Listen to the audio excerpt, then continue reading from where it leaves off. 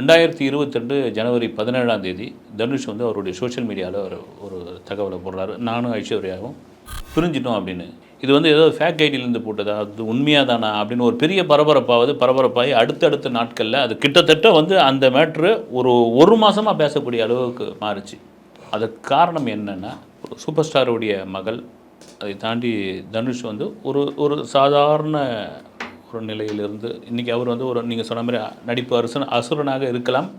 2004 திருமணம் ஐஸ்வர்யாவை திருமணம் பண்ணும் பொழுது ஒரு பக்கம் சினிமா இண்டஸ்ட்ரியிலே வைத்தறிச்சல் ஒரு பக்கம், இன்னொரு பக்கம் வந்து பெருமையான ஒரு விஷயம். இன்னும் நம்மள மாதிரி ஒரு பக்கத்து வீட்டுக்கார மாதிரி பையன் மாதிரி ஒரு பையன் வந்து ஒரு சூப்பர் ஸ்டார் வீட்டில் வந்து பொண்ணு எடுக்கிறாப்புல அப்படின்னு.